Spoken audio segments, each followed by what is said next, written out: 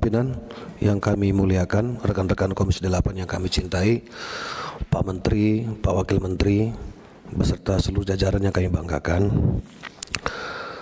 Sebelumnya kami ingin menyampaikan selamat kepada Pak Menteri yang alhamdulillah mendapatkan kepercayaan duduk ya, sebagai menterinya orang-orang yang berkebutuhan di Republik ini, orang-orang duafa, orang susah, orang miskin, orang-orang yang seharusnya mendapatkan hak dari apa yang menjadi komitmen pemerintah terkait dengan pengentasan kemiskinan.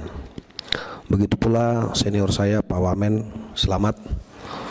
Mudah-mudahan bisa bersinergi dengan Pak Menteri dalam menjalankan tugas-tugas kerja-kerja di Kementerian Sosial. Saya dari fraksi Partai Amanat Nasional ingin menyampaikan apresiasi ya, kepada Pak Menteri beserta seluruh jajaran berdasarkan angka yang kami dapati bahwa kemiskinan ekstrim ini turun menjadi 0,83 per Maret 2024 dari 1,12 per Maret 2023. Saya kira ini tidak lepas daripada proses ya, kerja-kerja Kemensos di lapangan dalam rangka memberikan yang terbaik kepada masyarakat kita, khususnya yang membutuhkan gitu. Dan kalau saya boleh menilai pimpinan dari berbagai pemaparan menteri dan juga kepala badan mitra kerja Komisi 8, saya kira pemaparan Gus Menteri Sosial ini termasuk yang paling cepat, tepat, padat dan paripurna gitu. Artinya apa? Beliau ini dengan gaya Jawa Timuran ini tidak berbelit-belit dalam menjelaskan program maupun juga anggaran. Nah, saya kira kita butuh sosok yang seperti ini gitu. Sehingga tidak ada hal-hal yang kemudian menjadi pertanyaan-pertanyaan tersembunyi ya, di antara kita baik Komisi 8 maupun internal Kemensos itu sendiri gitu. Tadi berbagai persoalan dan juga konflik-konflik interest baik dapil ya, maupun secara global di Republik ini sudah disampaikan oleh rekan-rekan Komisi 8. Saya hanya fokus pada 2 poin saja Pak Menteri, izin. Yang pertama, realisasi anggaran tahun anggaran 2024 Pak Menteri. Di sini jelas tertulis bahwa pagu 76 triliun ini baru terrealisasi 56 triliun. Artinya masih ada selisih kurang lebih 20 triliun. Ini bukan angka yang kecil. Saya ingin menguatkan saja tadi apa yang disampaikan oleh Ibu Sri, kalau saya tidak keliru dari Nasdem, Ibu Sri Wulan, bahwa jangan sampai kemudian 20 triliun yang menjadi harapan warga masyarakat yang berhak ini kemudian menghadapi persoalan-persoalan yang seharusnya tidak dihadapi oleh mereka, baik itu terkendala dengan sistem perbankan ya, atau kalau kemudian melalui pos ada hal-hal yang rumit yang kemudian yang seharusnya bisa segera didapati tetapi tidak didapati oleh saudara-saudara kita yang seharusnya menerima gitu. Ini perlu perhatian khusus Pak Menteri karena tinggal kurang lebih 1 bulan ya, sekarang sudah tanggal 12 kalau saya tidak keliru, artinya ini paling lambat 20 Desember sudah harus selesai gitu. Jadi jangan sampai nanti di lapangan ada lagi persoalan-persoalan yang seharusnya tidak perlu terjadi terkait dengan realisasi anggaran itu sendiri. Yang kedua Pak Menteri, izin pimpinan saya langsung saja karena tadi pimpinan sudah menyampaikan tidak usah berbasa-basi karena banyak sekali yang saya kira kurang lebih template persoalannya mengenai data, verifikasi, validasi dan lain sebagainya. Ini di dapil saya Pak Menteri. Ini ada foto saya, jangan lihat foto saya, ini ada di sebelah saya Pak. Ini anak yang ada di Jakarta Barat Pak Menteri. Beliau ini punya saya sebut penyakit cerebral palsy kalau saya tidak salah itu.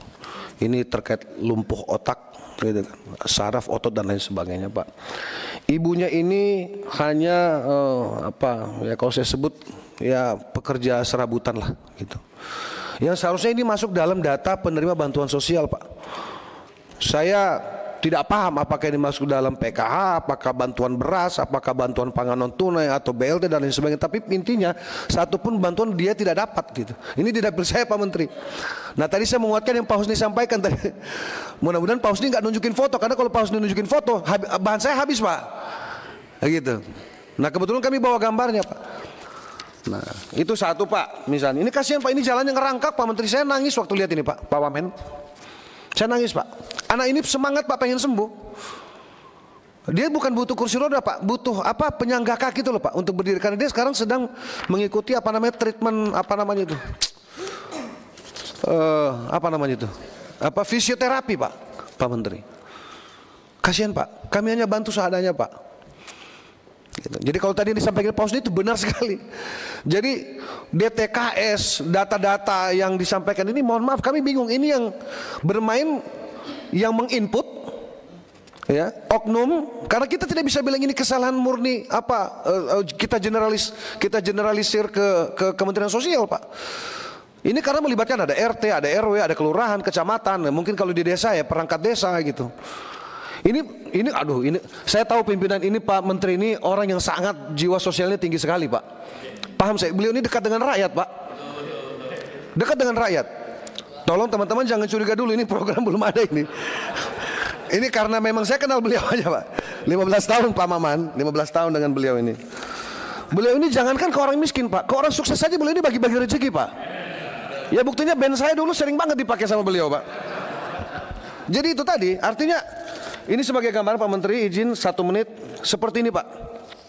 Dia harusnya menerima apa namanya, dia punya kartu lansia Pak. Tapi tiba-tiba kartunya dibekukan Pak Menteri. Iki ono apa iki?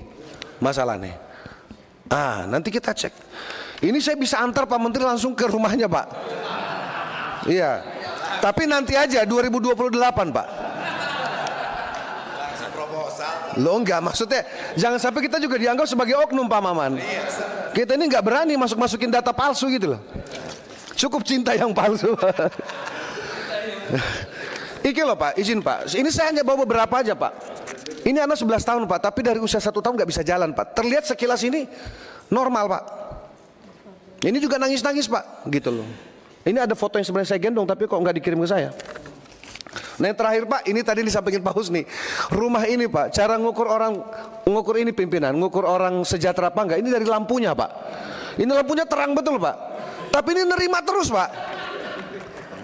Bahkan double-double Pak Menteri. Bisa diantar juga deh. DKI ngasih, kita ngasih. Hampir semua ini Pak. Tapi saya mau tutup namanya, saya nggak enak. Nanti disangka. Tapi nanti saya laporkan ke Pak Menteri lah kira-kira, atau misalnya direktur yang terkait lah. Nah artinya Pak, ini terakhir Pak. Ini Pak, coba lihat pimpinan rumahnya Pak. Apalagi yang terbaru yang viral ini Pak, yang 13 orang satu rumah itu Pak. Itu kebetulan di Jakarta kan Pak. Coba di mana? Di mana kita ini Pak? Kita punya hati ini Pak. Kita bicara hari ini data terpadu. Data yang mana? Datanya siapa? Ini loh di depan mata kita nih loh Pak. Tadi Pak Menteri bicara tentang anak jalanan. Mohon maaf, Jakarta ini di jalan masih banyak. Itu harus kemana anak-anak itu gitu. Ada yang penjual bunga pimpinan, ya kan, jual tisu, malah kadang-kadang masak.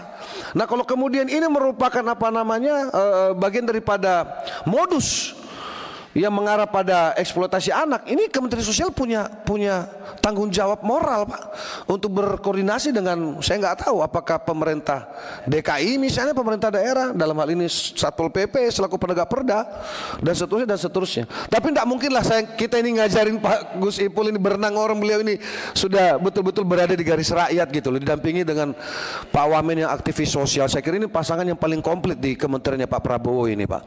Ditunjang lagi dengan kerja-kerja para sekjen dan dirjen dan turunannya. Mudah-mudahan Kementerian Sosial ke depan semakin kuat gitu. Nah oleh itu Pak Menteri, pimpinan, sebagai penutup sekali lagi kami ingin menyampaikan terima kasih. Tentu Pak Menteri ini yang ada di kepalanya banyak sekali hal-hal yang harus diselesaikan Pak. Pada prinsipnya kami dari Partai Amanat Nasional siap berkolaborasi, Gusmen, seperti yang dulu saya selalu siap Pak. Ya, Dan saya kira secara umum Komisi 8 juga siap bersinergi dengan Kementerian Sosial untuk membantu kerja-kerja ini supaya lebih baik. Saya kira itu saja. Terima kasih banyak pimpinan. Wallahul muwaffiq ila aqwamit thoriq. Assalamualaikum warahmatullahi wabarakatuh.